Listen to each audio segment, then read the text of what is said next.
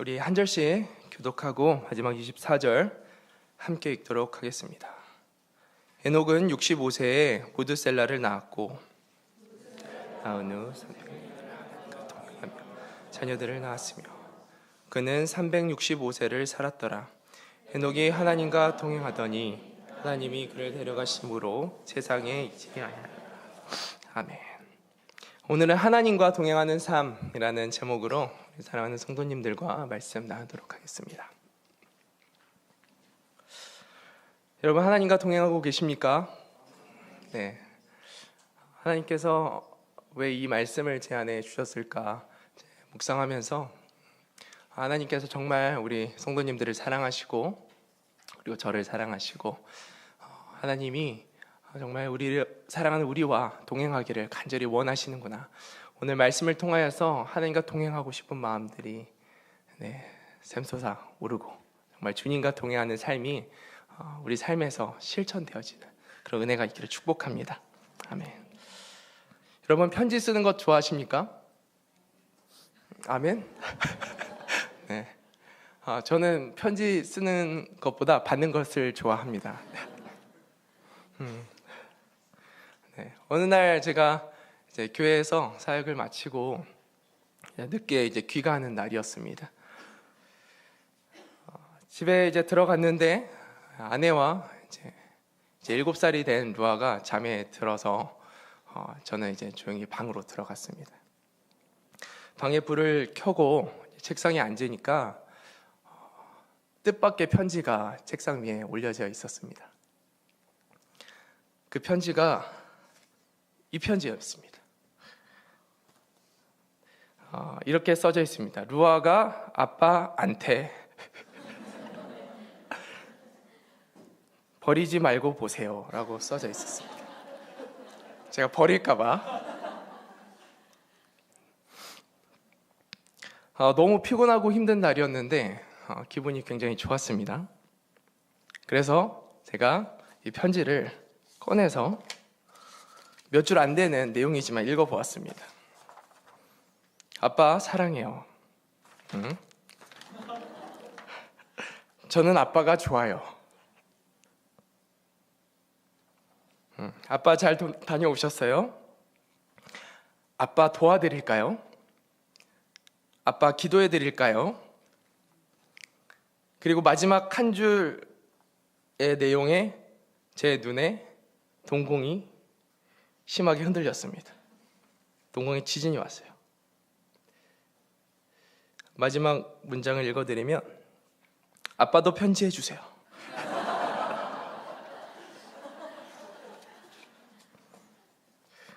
제가 편지 쓰는 걸 별로 안 좋아하는데 어떻게 했을까요?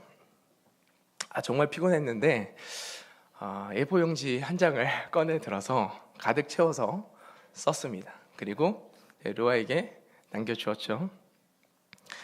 이제 며칠 전에 아내와 이제 이동하는 중에 대화를 하다가 어떤 대화의 내용인지 기억은 안 나지만 제가 이런 이야기를 했어요. 나는 편지 쓰는 걸 별로 안 좋아하는 것 같아. 그런데 아내가 이런 말을 해주는 거예요. 그런데 루아는 이렇게 말하던데 우리 아빠는 편지를 아주 잘 써주는 사람이야. 제가 그 이야기를 듣고 생각하기를 제가 저에 대한 제 자신의 평가와는 다르게 루아는 나를 편지를 잘 쓰는 사람, 아빠로 생각하고 있구나. 그러면서 이어지는 생각이 평소에 내가 생각하는 나의 모습과 하나님이 나를 생각하는 나의 모습이 다를 수 있겠구나. 나는 나의 신앙생활에 참 만족하면서 잘하고 있다 생각하는데 하나님 보시기에는 전혀 아닐 수도 있겠구나. 반대로 나는 왜 믿음이 이 정도밖에 안 될까? 좌절하고 있는 그 순간에 아니야, 정훈아 잘하고 있어 라고 하나님께서 말씀하시고 계실 수 있겠구나. 이전에 제가 어릴 적부터 신앙생활을 잘 해왔던 청년을 만나서 신방을 하고 성경 공부를 시작하려고 하는데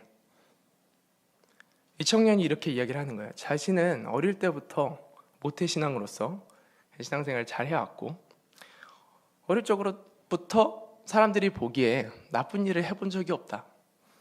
하나님 앞에서 큰 잘못을 해본 적이 없다. 그래서 자기 자신은 아직도 내가 왜 죄인인지 모르겠다 라는 게 요였습니다. 성경은 분명히 모든 사람이 죄를 범하였음에 하나님의 영광에 이르지 못하더니 라고 기록하고 있는데, 하나님은 모든 사람이 죄인이야 라고 이야기하고 있는 것인데, 이 친구는 나는 내가 죄인이 아닌데 라고 생각하고 있는 것이죠. 본인이 생각하는, 자신이 생각하는 자신의 모습과 하나님이 생각하는 자신의 모습이 다른 거예요.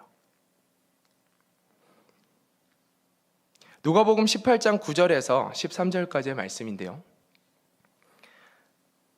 바리새인과 세리의 이야기가 나옵니다. 또 자기를 의롭다고 믿고 다른 사람을 멸시하는 자들에게 이 비유로 말씀하시되, 두 사람이 기도하러 성전에 올라가니 하나는 바리새인이요 하나는 세리라. 바리새인은 서서 따로 기도하여 이르되, 하나님이여, 나는 다른 사람들 곧 토색 불의 간음을 하는 자들과 같지 아니하고 이 세리와도 같지 아니함을 감사하나이다. 나는 일회에 2번씩 금식하고 또 소득의 11조를 드리나이다. 세리는 멀리 서서 감히 눈을 들어 하늘을 쳐다보지 못하고 다만 가슴을 치며 이르되, 하나님이여 불쌍히 여기소서, 나는 죄인이로소이다 하였느니라. 바리새인은 자신의 모습을 보고 의롭다 생각하고 있고, 세리는 자신을 죄인이라고 고백을 하고 있는데, 하나님은 이 바리새인과 죄인을 어떻게 보고 계실까? 과연 이 둘 중에 누구에게 하나님의 은혜가 임할 것인가? 이 둘 중 한 사람이, 아니 이 둘 중에 누가 하나님의 나라에 들어가 있을까라는 생각을 하게 되었습니다. 나를 향한 나의 생각이 중요한 것이 아니라 나를 향한 하나님의 생각이 중요한 것입니다. 나의 판단보다 나를 향한 하나님의 판단, 하나님의 그 마음이 중요한 것입니다. 하나님 보시기에 저와 여러분은 어떤 사람일까요? 오늘 이 밤에 나를 향한 하나님의 생각이 깨달아지기를 축복합니다. 그리고 하나님께서 기뻐하시는 삶의 모습으로 나아가는 은혜가 있기를 축복합니다. 오늘 말씀을 보니까 에녹에 대한 성경의 평가가 기록되어 있습니다. 성경의 평가는 곧 하나님의 생각이고 하나님의 평가입니다. 창세기 5장 21절 22절 말씀입니다. 제가 읽겠습니다. 에녹은 65세에 무드셀라를 낳았고 무드셀라를 낳은 후 300년을 하나님과 동행하며 자녀들을 낳았으며. 에녹은 하나님과 동행하는 사람이다 라고 이야기하고 있는 거예요. 여러분은 하나님이 보시기에 하나님과 동행하는 사람입니까? 아멘. 하나님과 동행하는 사람이 되시길 축복합니다. 우리 인생의 끝자락에서 하나님 나라에 들어갈 때 하나님께서 말씀하시길, 너는 나와 동행하는 아들이었어, 딸이었어 라고 칭찬하시는 그 음성을 우리 모두가 듣기를 소망합니다. 하나님과 동행하는 삶에 대해서 두 가지로 함께 나눠보려고 합니다. 첫 번째는 하나님과 동행은 어떻게 시작되는가? 성령 세례에 대한 이야기고요. 두 번째는 하나님과 동행을 어떻게 지속하는가? 성령 충만에 대한 이야기를 나눠보려고 합니다. 첫 번째, 하나님과 동행은 어떻게 시작되는가? 하나님과 동행은 하나님을 만나면 시작됩니다. 처음 하나님을 만나는 사건을 우리는 쉽게 성령 세례라고 표현합니다. 하나님을 만나는 사건. 하나님을 만나면 하나님을 향한 그 믿음이 생겨납니다. 하나님, 눈에 보이지 않는 그 하나님의 영이 우리 안에 오심으로 그동안 죽어 있었던 하나님과 교제할 수 없었던 우리의 영이 다시 살아남을, 거듭남을 경험하게 됩니다. 하나님을 인격적으로 만나기 전에는, 죄로 인해서 우리의 영혼이 죽어 있습니다. 우리 영이 죽어 있기 때문에 하나님과 교제할 수가 없습니다. 요한복음 1장 4절에서 5절 말씀입니다. 그 안에 생명이 있었으니 이 생명은 사람들의 빛이라. 빛이 어둠에 비치되 어둠이 깨닫지 못하더라. 성경을 아무리 공부하고 하나님에 대해서 머리로 너무나 박식하게 알아도 하나님과 교제가 이루어지지 않습니다. 하나님을 만나지 않으면 하나님과 교제가 이루어지지 않는 거예요. 하나님과 교제가 이루어지지 않는다는 것은 예배를 드려도 우리의 삶 속에서 하나님으로 인한 채워짐을 경험할 수 없다라는 걸 의미합니다. 우리가 예배를 드리면 은혜라는 단어를 사용합니다. 은혜 받았어. 하나님을 경험했어. 눈물이 나더라. 하나님을 만나지 못하면 예배의 기쁨, 은혜, 예배의 감격, 구원의 감격, 하나님께서 주시는 하나님 나라의 소망, 그 비전, 꿈, 그리고 하나님으로 인한 회복.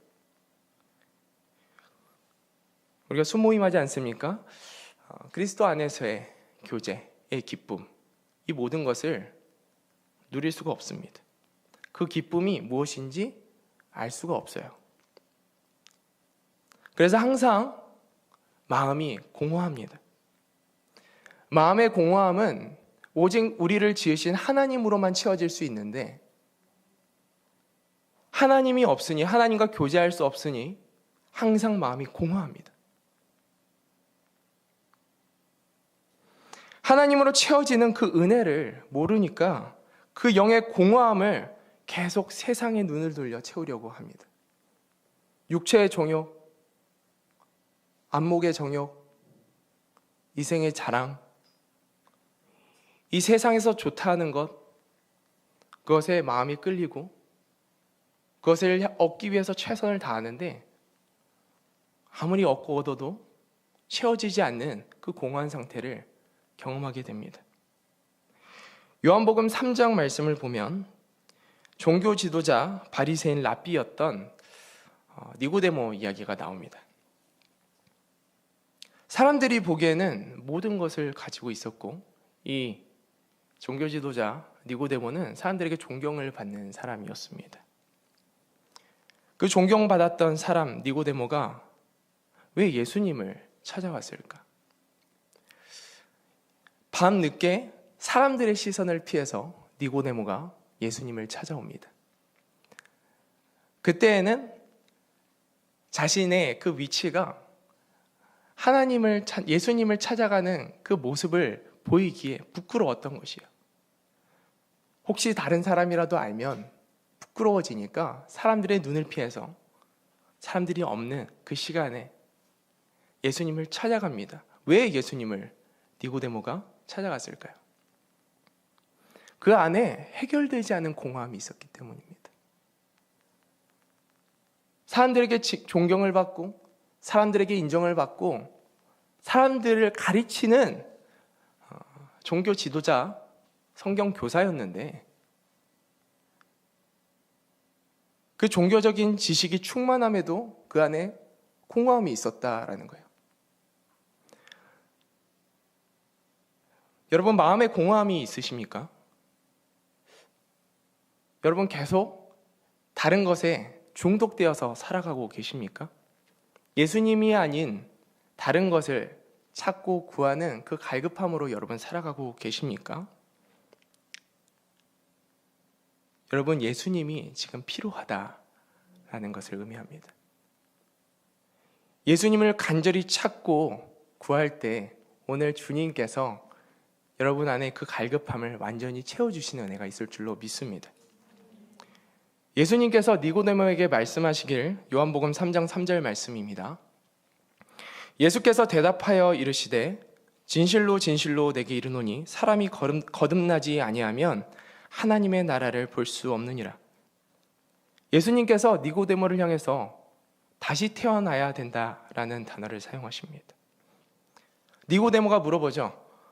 그럼 육신이 엄마 뱃속으로부터 들어가서 다시 나와야 되는 것입니까? 예수님이 아니라고 말씀하십니다. 육신이 거듭나는 것이 아니라 하나님의 영이, 성령이 너 안에 임함으로 너의 영혼이 다시 거듭나야 함을 이야기합니다. 지금 예수님은 성경을 가르치는 니고데모에게 너는 하나님을 만나야 된다라고 이야기하고 있는 것입니다. 만약 우리 안에 하나님을 지식으로만 아는 분들이 있습니까? 오늘 이 밤에 하나님을 인격적으로 만나는 은혜가 있기를 축복합니다. 주님, 우리를 만나는 은혜를 주시옵소서. 오늘 말씀을 묵상하면서 눈에 들어왔던 부분이 있습니다. 21절, 22절 말씀인데요. 이 말씀을 보면 에녹이 무두셀라를 낳은 후에 300년을 하나님과 동행하였다라고 기록합니다. 낳은 후에. 에녹이 무두셀라를 낳기 이전의 65년이 어떤 삶이었는지 기록되어 있지는 않습니다. 분명한 것은 무두셀라를 낳고 나서 본격적인 하나님과의 동행이 시작되었다라는 것입니다.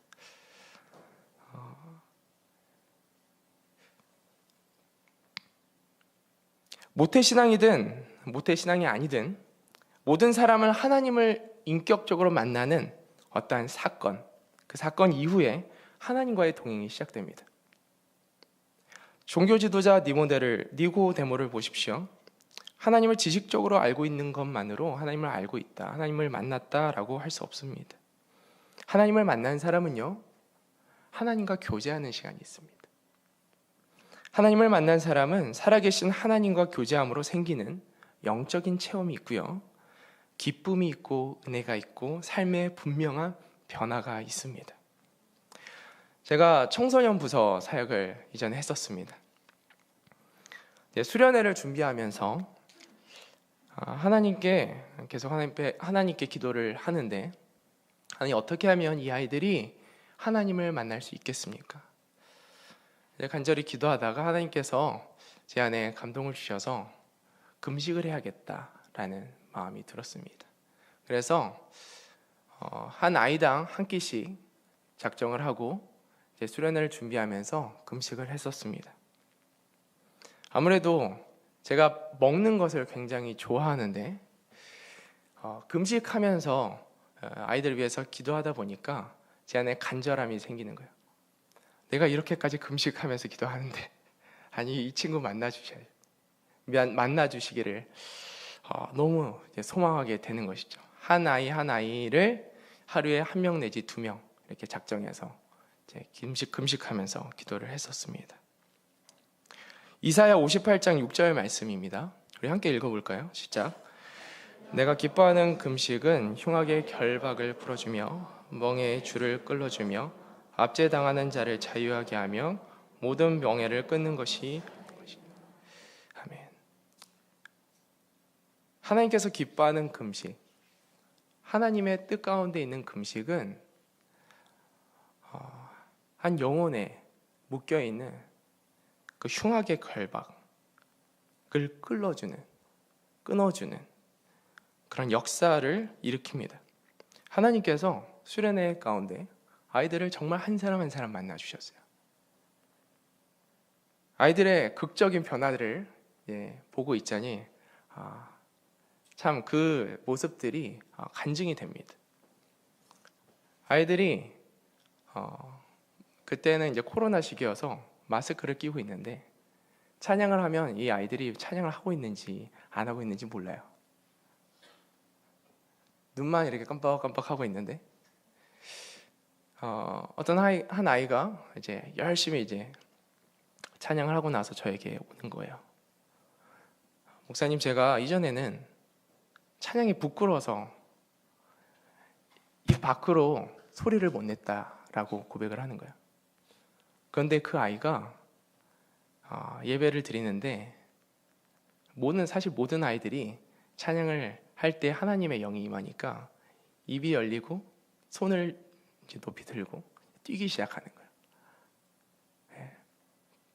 다 뛰기 시작하는 한 40명의 아이들이 예배를 드리면서 뛰기 시작하는데 그때 다른 교회에서 저희 교회에 왔던 수련회에 참여했던 한 아이가 이런 이야기를 하는 거예요. 자신의 교회가 지금 이 인원의 10배 정도 되는데 그 10배가 부르는 찬양의 소리보다 이곳에서 찬양하는 소리가 더 큽니다. 그만큼 건물이 떠나갈 정도로 외치고 찬양을 했었습니다. 이게 사람이 하는 것이 아니라 하나님께서 은혜를 주시니까 그렇게 되더라고요. 귀가 열려서 하나님의 말씀을 듣기 시작합니다. 집중해서 하나님의 말씀을 듣는 거예요. 우리 청소년 아이들 여기 있는데 잘 듣고 있네요. 네, 축복합니다. 기도를 하는데 한 2시간의 기도를 하는데 울고 불며 회개 기도를 하는데 형식적인 기도가 아니라 진실한 회개가 일어나는 거예요. 방언이 터지기 시작했고 병의 치유가 일어나기 시작했습니다. 아토피 있는 친구가 치유가 됐고 그때 드럼 치는 선생님이 계셨는데 발에 무좀이 있었어요. 찬양하는 중에 무좀이 나와버렸어요. 네, 우리 찬양하고 또 기도하고 말씀 듣는 가운데 하나님의 치유하심이 있기를 축복합니다. 네, 하나님 무엇이든 치유하십니다. 그리고 그 중에 한 2명 정도가 이런 이야기를 하더라고요. 자기가 찬양을 하는데 천사들의 찬양 소리를 들었다는 거예요. 이거는 제가 처음 들었습니다. 성령이 임하시는 그 자리에, 하나님 왕으로 임하시는 그 자리에 정말 많은 영적인 일들이 일어나는구나. 수련회 이후에 예배의 기류가, 영적인 기류가 완전히 달라졌습니다. 찬양을 하면 아이들이 앞으로 나오는 거예요. 한 아이가 고백했습니다. 제가 이전에 회개를 많이 했는데 자신이 하나님을 만나고 나니까 이전의 회개는 자신의 죄책감을 덜기 위한 회개였습니다. 그런 형식적인 회개에 불과했습니다. 그런데 하나님을 만나고 나니까 죄를 알겠다고. 요한 1서 1장 9절 말씀입니다. 만일 우리가 우리 죄를 자백하면 그는 미쁘시고 의로우사 우리 죄를 사하시며 우리를 모든 불의에서 깨끗하게 하실 것이요. 아이들이 입술을 통해서 죄가 자백되어지기 시작하는 거예요. 하나님께서 죄를 깨닫게 하시니까 어둠 가운데 숨어져 있던 모든 죄들이 드러나고 생각나지 않았던 모든 죄까지 하나님 앞에 고백하게 하시는 거예요. 이전에는 5분도 무릎 꿇고 기도하는 것이 어려웠는데 하나님의 영이 임하니까 1시간도 짧게 느껴진다고 이야기하는 거예요. 아이들이 하나님에 대해서 진지해졌고 저랑 큐티 훈련하던 어떤 한 친구는 이전에 형식적으로 큐티를 했었는데 지금은 정말 하나님 알고 싶다. 내가 너무 하나님 알고 싶어서 큐티하게 됩니다. 라고 이야기하는 거예요. 하나님을 알고자 하는 열정 때문에 성경을 가까이 하게 되는 것입니다. 이 은혜가 우리 모든 아이들과 우리 모두에게 있기를 축복합니다.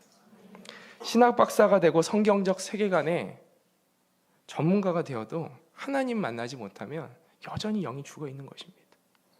하나님 만나지 못하면 여전히 하나님과 동행이 시작되지 않은 것입니다. 하나님을 만나는 일에는요, 나이와 그 수준이 상관이 없습니다. 하나님은 지금도 자신을 간절히 찾고 구하는 자를 만나 주십니다. 예레미야 29장 12절 말씀입니다. 너희가 내게 부르짖으며 내게 와서 기도하면 너희들의 기도를 들을 것이요 너희가 온 마음으로 나를 구하면 나를 찾을 것이요 나를 만나리라. 신명기 4장 29절 말씀입니다. 그러나 내가 거기서 내 하나님 여호와를 찾게 되리니 만일 마음을 다하고 뜻을 다하여 그를 찾으면 만나리라. 여러분, 마음을 다하여 힘을 다하여 뜻을 다하여 하나님 만나시기를 축복합니다.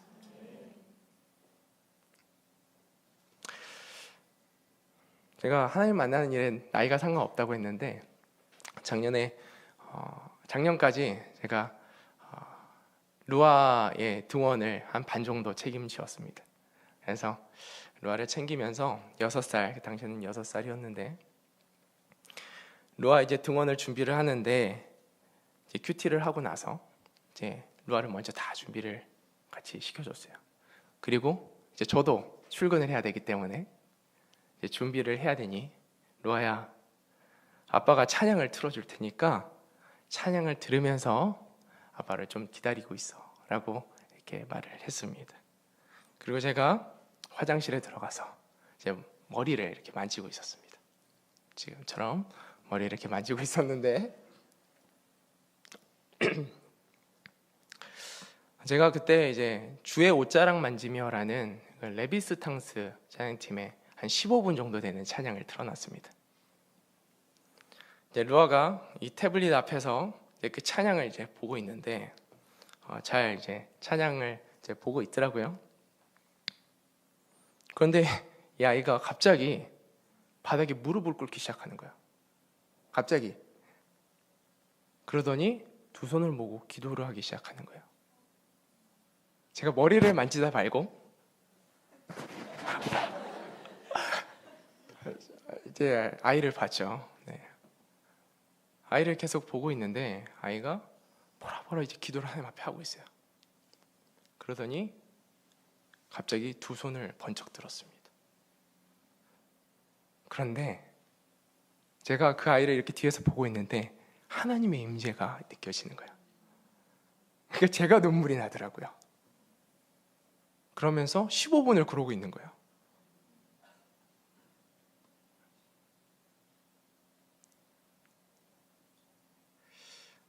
찬양 이후에 찬양이 끝났어요. 이제 유치원을 가야 되니까 정리를 시켜서 저도 빨리 준비를 이제 한 상황이어서 들어가고, 루아야, 이제 유치원 가야 돼 라고 하니까 루아가 이런 말을 하는 거예요.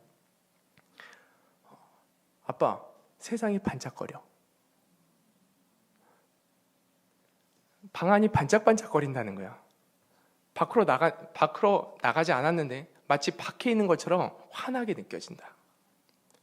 그리고 마음에 굉장히 불편한 감정들, 그런 것들이 있었는데 이게 사라졌다라는 거예요. 이 아이, 6살 아이가 이제 저한테 이제 이야기를 해준 것을 제가 기억하고 있습니다. 어느 날은 루아가 유치부 예배를 드리고 나서 저에게 오더니, 아빠, 오늘 찬양을 하는데 눈물이 나더라. 내가 슬퍼서 눈물이 난 게 아니라 기쁜데 눈물이 나고 있었어. 제가 그래서 하나님께서 너 안에 임하셔서, 우리 성령님이 너 안에 지금 함께 하셔서 일어나는 거야. 그러면 하나님께서 눈물도 주시고 우리 안에 숨어져 있는 그런 죄들도 지금 깨끗이 씻어주셔.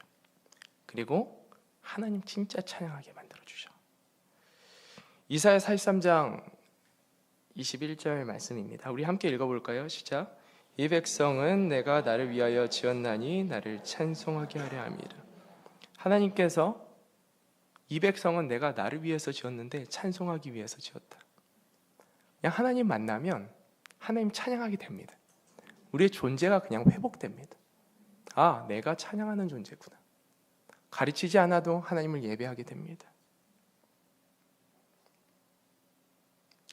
하나님을 만나면 하나님을 의식하는 마음이 생겨나고, 나이와 상관없이 나의 죄가 깨달아지고 나도 모르는 마음의 죄와 상처가 씻음받음을 경험하게 됩니다. 성령이 만나면, 성령이 우리 안에 임하면 우리 안에 하나님의 일들이 일어나는 것이죠. 이 밤에 하나님을 만나는 은혜가 있기를 다시 한번 축복합니다. 두 번째, 하나님의 동행은 어떻게 지속되는가? 이 성령 충만에 대한 이야기를 하기를 원합니다. 성령 세례는 하나님을 인격적으로 만나는 그 첫 만남의 사건이라면, 성령 충만은 하나님의 만남, 그 은혜를 지속적으로 경험하는 그 삶을 의미합니다. 어떻게 하면 성령 충만한 삶, 살아계신 하나님을 날마다 경험하면서 그 주님과 동행하는 그 은혜를 누릴 수 있을까? 우리가 소망하는 것이죠. 우리가 이러한 삶을 살기 위해서는 내 삶의 주인이 누구인가, 이 부분에 대한 이해가 분명해야 합니다. 하나님을 만난 이후에 우리 삶 가운데 나타나는 결정적인 증거는 무엇입니까? 결정적인 변화는 내 삶의 주인이 나에서 하나님으로 바뀐다라는 것입니다. 이전에는, 하나님을 만나기 이전에는 내가 내 삶의 주인이었고, 내가 내 뜻대로 내가 원하는 꿈을 꾸고 내가 원하는 길을 갔다면, 하나님을 만나고 나서는 내 삶의 주인이 바뀌는 거예요. 하나님으로. 그래서 하나님의 꿈을 꾸고, 하나님은 어떤 생각하고 계십니까? 하나님의 뜻을 묻고, 이제는 내가 나타나는 삶이 아니라 하나님이 내 삶 가운데 나타나시기를 소망하면서 사는 것이 하나님을 만난 삶 그 이후의 모습입니다. 여러분, 죄의 뿌리가 무엇입니까? 죄의 열매로는 거짓말, 음란의 죄, 살인죄, 수많은 죄들이 있겠지요. 죄의 뿌리는 내가 삶의 주인이다입니다. 내가 삶의 주인이 될 때 하나님께서 기뻐하시지 않는 그 무언가를 하는 그 행위를 통하여서 죄의 열매들이 드러나는 거예요. 아담과 하와가 선악과를 먹었습니다. 선악과를 먹은 순간 삶의 주인이 바뀌는 거예요. 하나님은 먹지 말라고 하셨지만 내가 이제 삶의 주인이 되어서 이것을 먹는 주권을 가져오는 것입니다. 하나님을 만나게 되면 누가 가르쳐 주지 않아도 내가 지금까지 내가 주인 된 삶을 살았구나 라는 것을 알게 됩니다. 나는 하나님의 뜻이 아닌 내 뜻대로 살아온 죄인이구나. 죄가 깨달아집니다. 앞서 말했던 청년의 이야기 생각나시죠? 그냥 사람들이 보기에, 자신의 생각하기에 죄를 짓지 않은 것이 죄인이 아니라, 하나님의 뜻이 아니라 자신의 뜻대로 살았던 그 모든 순간이 죄이기 때문에 하나님 앞에서 죄인이 되는 것입니다. 그래서 하나님을 만나면 내가 죄인이구나, 내가 그동안 하나님 뜻이 아니라 내 뜻을 따라서 살았구나 라는 것을 깨닫고, 하나님의 은혜가 얼마나 큰지 다시 한번 깨닫게 됩니다. 그리고 이어지는 것은 내가 주인 되었던 삶을 하나님 앞에서 버리기로 결단하고, 하나님, 이제 하나님이 내 삶의 주인이십니다, 하나님 내 삶 가운데 오시옵소서라고 하는 이 영접의 시간들이 찾아오는 것이죠. 저와 여러분의 삶이 모든 영역 가운데 하나님의 주인 되심을 믿으시기를 축복합니다. 한 영역 남겨놓고 99% 하나님의 영역입니다 라는 그 고백이 아니라 모든 영역이 하나님이 주인이 되어야 될 줄로 믿습니다. 그런데 하나님을 만나고 하나님을 주인으로 영접한 나의 삶의 실질적인 문제가 있습니다. 그것은 하나님을 주인으로 영접하였는데 여전히 나의 삶, 나의 말, 나의 행동은 하나님이 아닌 내가 주인된 그 삶의 모습들을 반복하고 있다라는 거예요. 그러한 모습에 익숙해져 있다라는 것입니다. 그것이 우리가 예수님 믿고 나서도 계속 부딪히는 문제입니다. 하나님을 만나고 예배할 때는 하나님 내 삶의 주인입니다, 진심으로 고백합니다. 베드로처럼 주는 그리스도시요 하나님의 아들이십니다 라고 고백하는 그 고백이 하나님을 만난 사람들 삶 가운데 있습니다. 예배 때마다 은혜를 받고 눈물을 흘립니다. 찬양할 때 청소년들 은혜 받으면 엄청 뛰죠. 그런데 삶으로 돌아가면 또 죄를 짓고 내가 내 삶의 주인이 되어 사는 모습들을 보게 되는 거예요. 이 상태를 좀 더 쉽게 설명하면, 한 소매치기가 감옥에 들어갔는데 광복절 특사로 죄를 사면받았습니다. 이제 사회에 나와서 죄인이 아닌 민간인 신분이 되었는데, 문제는 여전히 자신의 삶에 소매치기 하는 이 습관이 남아 있을까요, 없을까요? 있다라는 거예요. 이 민간의 신분의 소매치기에게는 소매치기 습관을 버리는 삶을 살기 위한 이 내적인 싸움이 시작되는 것입니다. 우리의 신분이 하나님의 자녀로 바뀌었지만 여전히 내 안에는 나의 뜻대로 살았던 그 죄의 습관이 남아 있습니다. 그렇다면 나의 삶에 남아있는 이 죄의 습관을 어떻게 버리고 어떻게 하면 하나님과 동행하는, 거룩하신 하나님과 동행하는 그러한 삶을 살 수 있을까? 우리 삶에 경건의 습관이 필요합니다. 하나님을 알기 전에는 경건의 습관이 경건의 능력으로 나오지 않습니다. 근데 하나님을 알고 나서는 하나님 안에서 하는 모든 경건의 습관들은 우리 삶 가운데 경건의 능력으로, 하나님이 나타나시는 그 능력으로 드러납니다. 성령 충만한 삶을 위해서 절대적으로 우리 삶 가운데 필요한 경건의 습관 두 가지, 여러 가지가 있는데 두 가지만 이야기해 보도록 하겠습니다. 첫 번째 경건의 습관은 하나님의 말씀을 주야로 묵상하는 습관입니다.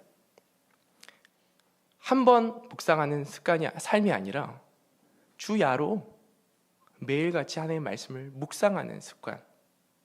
이것이 우리의 삶을 죄를 이기게 하고 내가 삶의 주인이었던 삶을 버리게 하고 하나님이 주인된 삶으로 나가게 합니다. 여러분 말씀 묵상하십니까? 저도 모태신앙이지만 말씀 묵상에 대해서 부끄럽게도 안 하고 살았어요. 청소년 시기까지 말씀 묵상하라고 가르쳐 주시는 분이 없었습니다. 청년이 돼서 이런 게 큐티구나 라는 것을 이제 조금씩 알아갔던 것 같아요. 그래도 이 큐티하는 것이 자리 잡는 것은 쉽지 않았습니다. 제가 25에 결혼했습니다. 지금 이제 결혼한 지 14년 차가 되었는데 제가 24살에 아내를 만났습니다. 아내를 만났는데 아내는 초등학교 때부터 큐티를 한 거예요. 만나서 대화를 하는데 하나님과 너무나 친밀한 삶을 살고 있는 것이었습니다. 기도 가운데, 그리고 큐티를 막 1시간, 2시간 이렇게 하나님 앞에서 하는데 하나님과 교제하는 그 이야기를 듣고 있자니 와, 이런 삶이 있네. 너무 도전이 되는 거예요. 그래서 그 순간 저는 이 사람과 결혼을 해야겠다.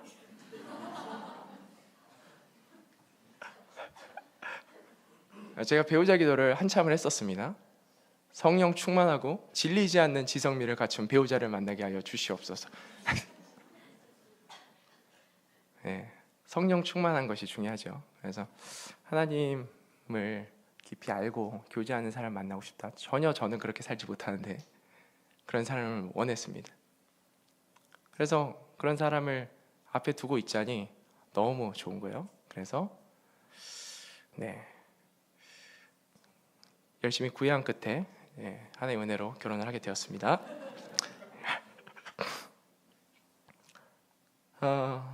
아내를 만난 이후에 저는 큐티하는 삶이 제 삶이 될 줄 알았어요. 근데 전혀 그런 삶이 사라지지 않더라고요. 아내는 한켠에서 이제 기도하고 말씀 묵상하고 하는데 좋네. 아내가 하나님과 교제하는 이야기를 들으면 너무 좋아요. 나도 하나님 있는데, 나도 내가 경험하는 하나님이 있는데 정말 있었습니다. 그런데 아내처럼 매일의 삶 속에서 하나님을 경험하고 있지는 못했습니다. 저의 신앙 배경을 설명을 하면 저는 모태 신앙이었습니다. 어느 순간부터 의심 없이 하나님을 믿고 있었습니다. 아버지와 어머니는 새벽 예배를 드리고 나서 끝나면 항상 저 방을 문을 여시고 차가운 손으로 제 머리에 손을 얹으시고 기도를 해주셨어요. 그러면 잠이 깼어요. 아버지가 회사를 다니셨기 때문에 새벽 6시가 되면 다 같이 일어나서 가정 예배를 드렸습니다. 거의 하루도 빠짐없이 예배를 드렸고 그 예배는 지금도 드려지고 있습니다.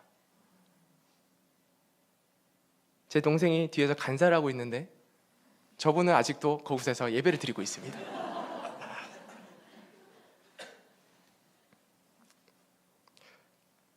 제가 보았던 어릴 적 아버지의 모습은 공부하는 거 아니면 말씀을 읽고 계셨어요. 지금도 말씀을 수십 독씩 하십니다. 1년에. 가족들과 쉬는 날에는 아버지가 기도원을 데리고 가셨어요. 혼자 다니시다가 이제 제가 방학이 되면 데리고 가시는 거예요. 같이 가서 기도 열심히 했던 기억이 있습니다. 저 어릴 때부터 노래를 하는 게 참 좋았습니다. 초등학교 1학년 때부터 교회 성가대에 들어갔습니다. 그래서 키가 가장 작았는데 형 누나들이랑 의자 위로 올라가서 키를 맞춰서 찬양을 했던 기억이 있습니다. 성경 암송대회가 있으면 항상 나갔습니다. 나가는 게 당연한 줄 알았습니다. 그리고 상을 타왔습니다.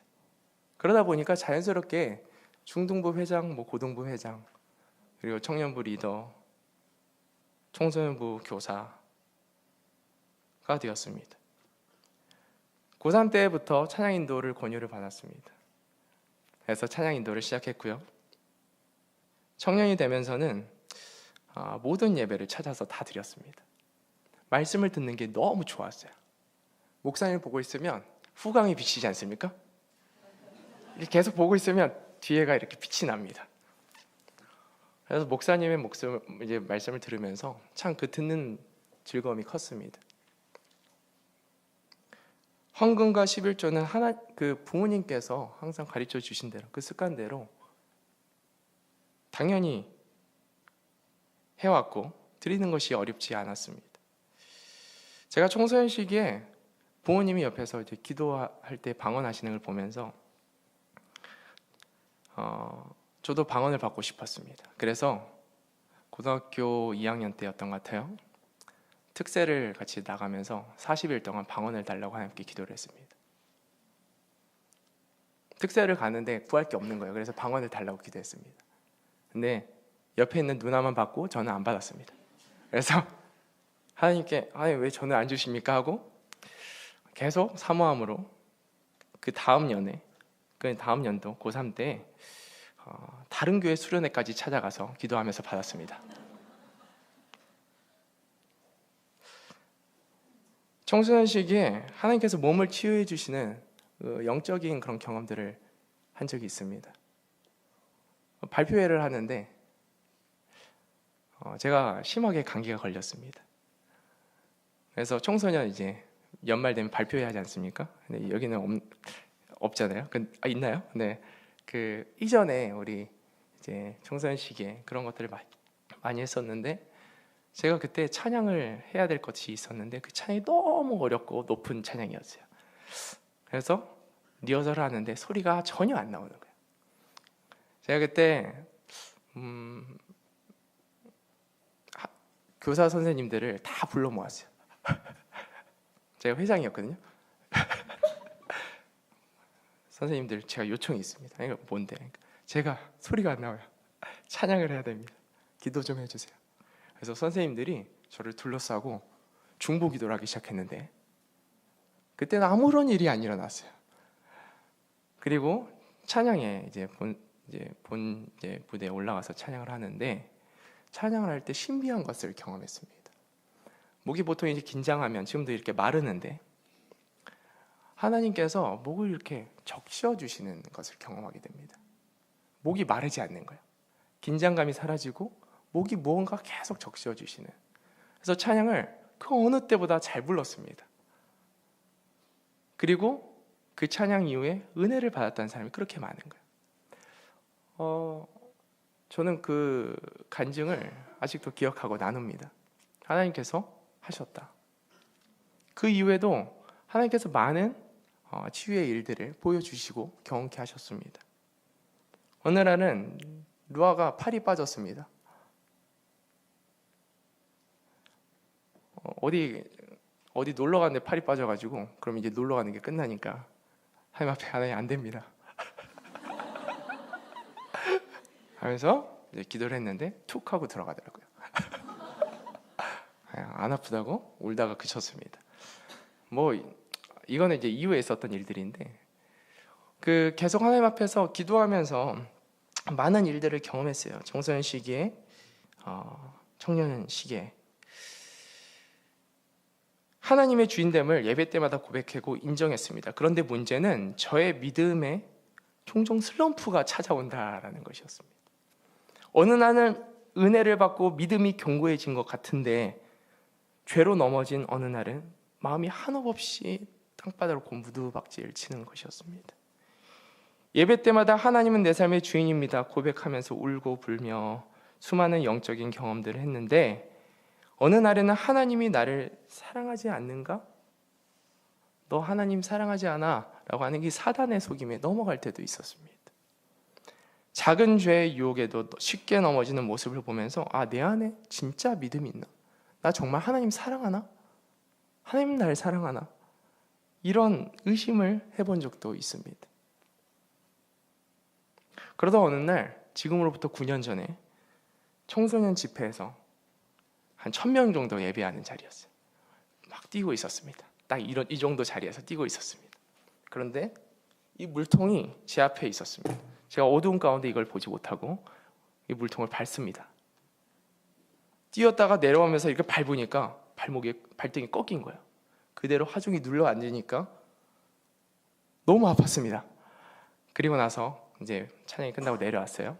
절뚝절뚝거리면서 그 하루의 일과를 마치고 발이 계속 뚱뚱 부어오르니까 이전에 느끼지 못했던 고통을 이제 경험하고 있는 거예요. 그래서 응급실을 가야겠다, 안 되겠다 해서 응급실을 갔습니다. 모든 사역을 마무리하고 응급실을 갔는데 발등이 부러졌다는 거예요. 그래서 뼈가 중족골, 오른쪽 끝에 있는 중족골이 부러져서 핀을 박아야 된다는 거예요. 그래서 이거를 붓기를 빼고 핀을 박아야 되는 상황이 되었습니다. 그때 당시에 제가 외부 사역도 하고 있었고 교회 사역도 하고 있었고 교회 신학대학원도 지금 다니고 있었습니다. 그런데 이 사단이 일어난 것입니다.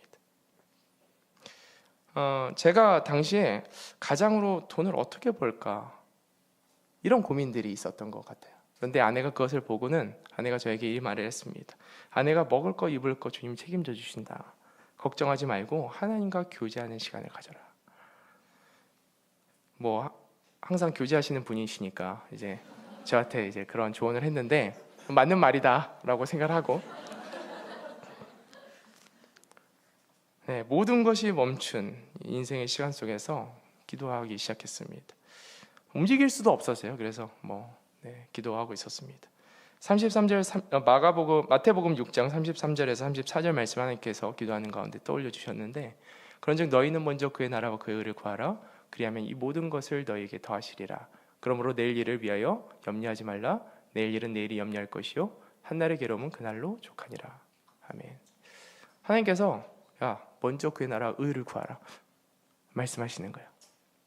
그래서 제가 삶이 다 리셋이 된 상황이었기 때문에 지금 할 것도 없고 그러면 하나님의 나라와 먼저 하나님의 나라와 의를 위해서 하나님의 기뻐하신 뜻이 무엇일까? 그걸로 내 삶을 하나하나 채워가기 시작하겠다. 다른 거 하지 않고 하나님이 기뻐하신 일로만 한번 채워보자 라는 생각을 하게 되었습니다. 그래서 기도하면서 이제 하나님 뭘 기뻐하십니까? 이렇게 하니까 하나님 말씀을 묵상하는 일이었습니다. 그래서 말씀 묵상을 시작했어요. 앉아서 말씀 묵상을 핸드폰으로 묵상하면서 정리를 쭉 했는데 그 다음 하나님께 기도했습니다. 하나님 말씀 묵상을 했습니다. 뭘 할까요? 제 안에 떠오르는 생각이 너가 지금 묵상한 말씀을 잘 정리해서 너가 사랑하는 사람에게 공유해라. 이런 도전을 주시는 거예요. 그래서 기도하면서 떠오르는 청년들에게 이 말씀을 공유하기 시작했어요. 공유하고 집으로 불러서 움직이지 못하니까 집으로 불러서 맛있는 거 먹이고 신방을 하는 거예요.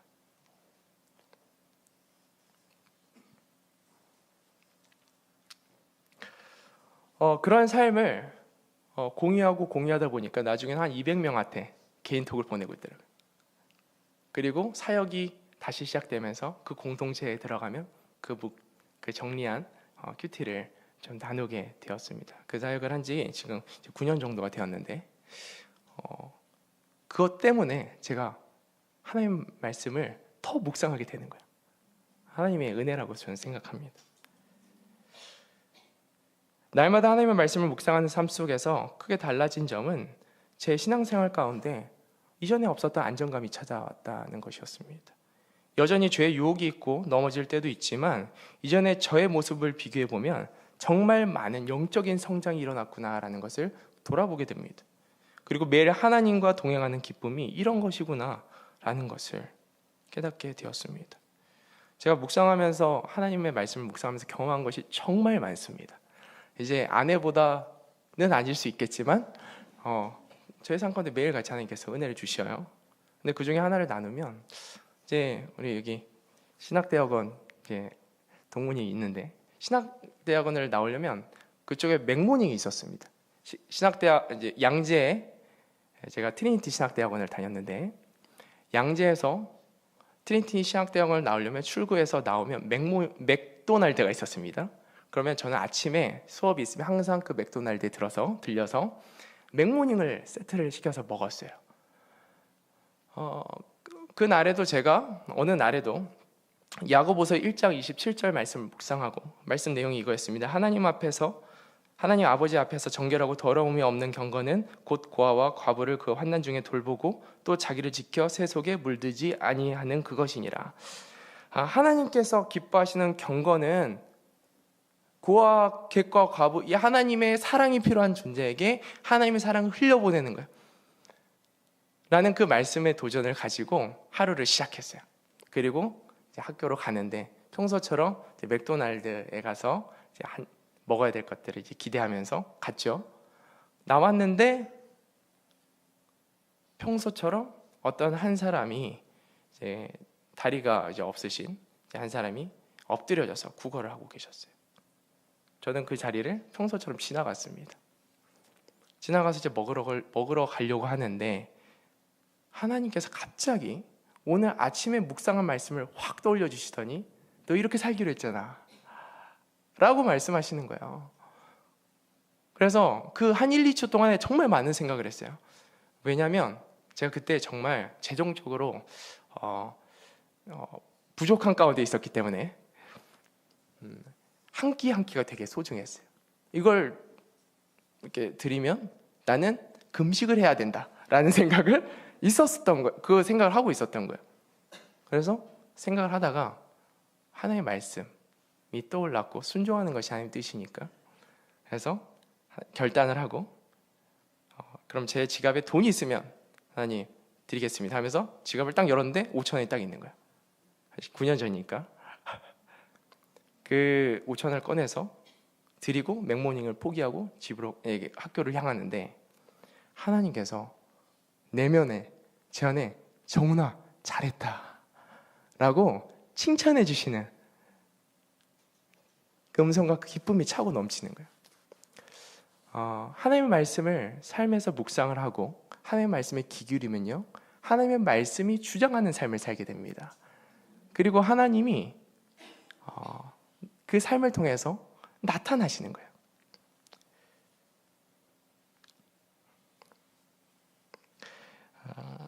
오직 여호와를 시편 1편 2절에서 3절 말씀입니다. 오직 여호와를 율법을 즐거워하며 그의 율법을 주야로 묵상하는도다. 3절 같이 읽어볼까요? 시작. 그는 시냇가에 심은 나무가 그 잎사귀가 마르지 아니함 같으니. 아멘. 주야로 하나님의 말씀을 묵상할 때 하나님을 주인으로 의식하는 감각이 우리 안에 깨어나고 일상 속에서 어떤 열매를 맺습니까? 성령의 열매를 맺습니다. 사랑과 희락과 화평과 오래 참음과 자비와 양선과 충성과 온유와 절제 9가지 열매. 하나님 안에서 하나님이 나타나시는 그 열매를 맺게 돼요. 묵상을 하고 있으면 미워하는 사람 앞에서 사랑하는 감정으로 사랑하는 그 하나님의 마음이 그 삶을 주장하는 거예요. 말씀을 묵상하고 살아가고 있으면 죄의 유혹 앞에서 절제하는 하나님의 경건의 능력이 나타나는 거예요. 내가 아니라 하나님이 그 말씀을 통해서 살아 역사하시는 것들을 경험하게 됩니다. 기억해야 하는 것은 성령의 열매가 하루아침에 풍성하게 맺어지지 않는다는 거예요. 매일 묵상하는 삶 속에서 말씀처럼 철을 따라 열매가 맺어집니다. 하나님의 때에 그 열매가 자라나는 거예요. 지금 당장에는 절제가 다 안 될 수 있어요. 그런데 하나님의 말씀을 매일 묵상하다 보면 우리의 영혼이 시냇가에 심겨진 나무와 같기 때문에 우리의 절제의 열매가, 사랑의 열매가 자라나기 시작하는 거예요. 절제의 능력이 자라나기 시작하는 거예요. 사랑의 능력이 자라나기 시작하는 거예요. 네, 빠르게 한 가지만 더 나누고 마무리하도록 하겠습니다. 하나님과 동행하기 위한 그 두 번째 습관, 경건의 습관은 기도를 통해 수시로 하나님의 뜻을 묻는 습관입니다. 여러분, 기도는 무엇입니까? 여러 가지 정의가 있지만 하나님과 대화하는 시간이죠. 쌍방향적 소통입니다. 하나님께 일방향적으로 이야기하는 시간이 아니라 하나님과 쌍방향으로 소통하는 대화의 시간입니다. 나의 마음을 하나님께 고백하는 시간이기도 하지만 기도의 핵심은 무엇이냐면 하나님의 음성을 듣는 시간이에요. 여러분, 기도를 통해서 하나님의 음성을 듣고 계십니까? 그 하나님의 음성이 내 뜻과 다르다면 하나님의 뜻에, 하나님의 음성에 순종하는 것이, 그것이 하나님과 동행하는 삶, 성령 충만한 삶을 이루어가는 삶입니다. 요한복음 10장 27절 말씀입니다. 내 양은 내 음성을 들으며 나는 그들을 알며 그들은 나를 따르느니라. 내 양은 내 음성을 듣는다. 하나님께서 말씀하시는 거예요. 나를 만난 자는 내 음성을 듣게 되어 있다. 어느 날 이제 토요일에 장모님 댁에서 아내와 감기가 걸린 루아를 데리고 집으로 가는데 루아가 이제 아내에게 이런 이야기를 하는 거예요. 집에 가면 사탕 주세요. 들어보니까 장모님 댁에서 나올 때 루아에게 아내가 사탕을 주기로 약속을 한 거예요. 루아의 건강이 좋지 않았기 때문에 당시에 제가 걱정이 됐어요. 이 사탕을 먹는 게 좋지가 않잖아요. 그래서 제가 루아에게 집에 가서 이렇게 이야기를 했습니다. 루아의 아빠가 루아 정말 사랑해서 사탕 지금 당장 줄 수 있어. 그런데 루아의 기침이 너무 심하니까 루아가 지금 이 사탕을 참고 다음에 먹는 게 어떨까? 루아 표정이 일그러졌어요.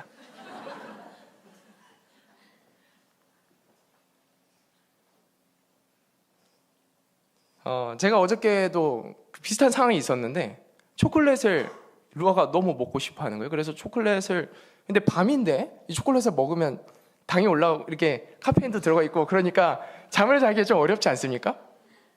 아니라고요? 그런 생각이 들었어요. 네, 근데 그 밤에 그것을 먹는 게 좋지 않다라는 생각이 들어서 루아야, 아빠 생각에는 이런 뉘앙스였어요. 그런데 이제 제가 이제 사탕을 이제 먹겠다라고 하는 그 루아에게 이렇게 말을 했어요. 루아야, 하나님이 루아의 삶의 주인이지. 맞대요. 하나님이 루아에게 먹으라고 하면 아빠가 흔쾌하게 너에게 그걸 먹으라고 내어줄게. 그런데 하나님이 원하지 않으시면 한번 참아볼래? 알겠대요. 그래서 그럼 기도하러 들어가 봐. 그래서 루아가 문을 닫고 이제 기도하러 들어갔습니다. 한참을 기도하고 나오는 거예요. 네. 그러더니 아빠 불렀어요. 그래서 제가 문을 열었어요. 루아가 뭐라고 할게요? 네. 제가 원하는 대답이 나왔어요. 아빠, 나 사탕 다음에 먹을게. 그 다음에 왜? 하나님은 내가 건강하기를 원하셔 라고 말을 하는 거예요. 지금 루아가 자신의 뜻이 자신의 삶 가운데 이루어지기보다 하나님의 뜻이 무엇인지 묻고 그 뜻에 순종하는 삶을 살고 있는 거예요. 하나님을 믿는 부모의 역할은 무엇일까 생각해보면 단순히 내 뜻을 이 아이에게 관철시켜서 순종해야 돼 강요하는 것이 아니라 궁극적으로 하나님 뜻에 순종하는 아이로 만드는 것이, 그게 신앙을 가진 부모의 역할입니다. 먼저 자녀에게 하나님이 삶의 주인이심을 가르쳐 주셔야 합니다. 가정 예배를 통해서 우리의 삶에 이 가정의 주인이 누구인지 가르쳐 주셔야 되고, 큐티를 통해서 우리가 위큐티를 통해서 하나님이 우리 삶의 주인이심을 날마다 보여주시고 가르쳐 주셔야 되고, 제가 루아 등원할 때 항상 루아 그 유치원에 들어갈 때 안고 기도해 줬어요. 루아야, 10초 동안 이렇게 앉아서 안고 쭉 기도해 주는 거예요. 하나님이 우리 삶의 주인이셔. 아빠 기도할게 하면서, 우리가 멀리 떨어져 있지만 주인 되신 하나님이 너의 삶을 지켜주실 거야. 축복해 주는 거예요. 그러니까 이 아이 안에 내 삶의 주인이 하나님이다라는 것을 알고 있어요. 그리고 그 주인 되신 하나님을 만나기 시작하는 거예요. 그리고 문제 앞에서 하나님께 기도하는 힘이 생기는 거예요. 자녀에게 능동적인 신앙생활, 하나님의 뜻을 묻고 순종하게끔 하는 그 능동적인 신앙생활의 힘을 길러주는 우리 부모들이 되기를 축복합니다. 네, 말씀을 마무리합니다. 오늘도 하나님을 만나는 은혜가 있기를 축복합니다. 네, 인격적으로 하나님을 만나고 주님께서 보여주시는 은혜들이, 하나님께서 역사하시는 바가 우리 기도 가운데 있었으면 좋겠습니다. 네, 그리고 매일 주야로, 두 가지 습관이죠. 매일 주야로 하나님의 말씀을 묵상하는 습관, 그 습관을 통해서 성령의 풍성한 열매를, 하나님의 철을 따라 맺게 하시는 은혜가 있기를 축복합니다. 그리고 마지막으로 매일 하나님의 뜻을 수시로 묻는, 한 번 묻는 것이 아니라 매 순간, 기도는 호흡이잖아요. 항상 기뻐하고 쉬지 말고 기도하는 것, 호흡처럼 기도하며 하나님께 수시로 묻고 기도하는 그 습관 속에서 하나님의 음성을 듣고 분별하여서 하나님의 뜻을 이루고 나타내는 우리 모두가 되기를 축복합니다. 네, 같이 기도하겠습니다.